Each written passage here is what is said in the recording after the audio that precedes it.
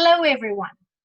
My name is Maria Jesus Inostroza, and I am one of the events coordinators for the Young Learners and Teenagers Special Interest Group for IATEFL. I'm here today with Jazmin Vasquez, who is a teacher of English at a primary school in the Bio region. So please, Jazmin, if you can tell us a little bit about your teaching context. Okay. First, hello everyone. I work in a small school from pre-K to 8th grade. It's a very small school it has like 300 students, and it's also a very vulnerable school. It has like 90% of vulnerability. So my students, they don't have access to internet, they don't have computers in their houses, they don't have printers.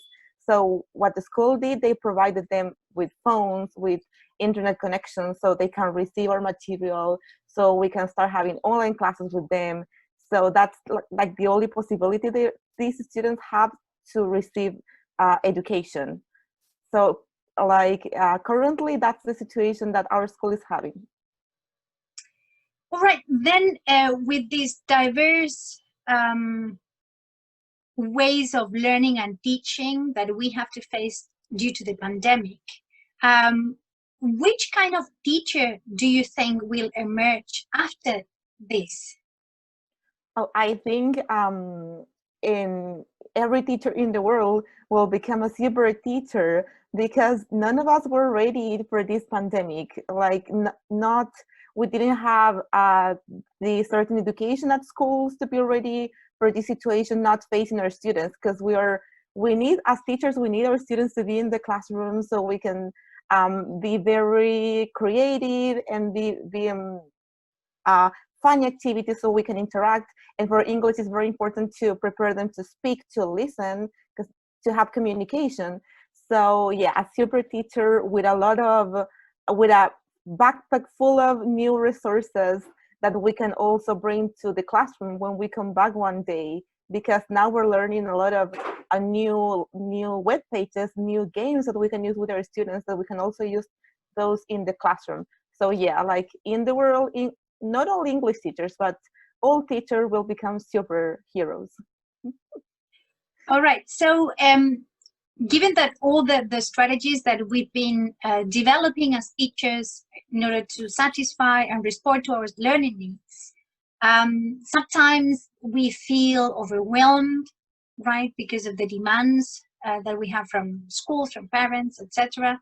So what could be the best advice you could give to a young learner teacher who is still teaching online? Tell them not to be afraid of these new context they are facing, because if your principal tells you one day that you have to start an online classes, that you're not prepared because you never practice that at school, you have to do it. As I said, no, don't be afraid. There are certain aspects that I would like to recommend. For example, being understandable, because your students will have to try to understand an English class with their phones, trying to see you in a small screen, maybe with a poor internet connection, with a bad sound quality. Also, I'll say that it's very good to introduce them to technology, because we don't know what kind of students we're having, or if they ever, even though teenagers, they are very technological these days, but maybe the concept that they have never been with a phone, or we can introduce them to the platform we're using. So don't expect them to understand maybe Zoom. We can teach them how to use the pen, how to use the whiteboard, how to use the remote control, so it can be like a very interactive class. And also being funny, like being yourself in the classroom, being funny, tell them jokes, so they can be a little more relaxed during the class. Yeah. Thank you very much for that, Jazmin. Is there anything in particular or any strategy that you would like to share with your colleagues or with a young learner teacher? As I said, what I always try to be in my classes, it's to ask them how they are, but not go that deep, because this is the moment where they can stay away from all they can hear from their families and all they can hear from the news. So try to ask them how they are, but just a bit and then continue with the classes. And as I said, being funny, it's their moment to being away from all the problems they're having. And if they say, miss or teacher, I couldn't print it, or I couldn't see it before, I couldn't do the homework, like, it's okay, don't worry, we can figure it out during the class. So yeah, so that's like my advice: being funny, being understandable, and try to relax you and your students. Okay, thank you very much, Jazmin, for your time and join us today in this emergency remote teaching interview.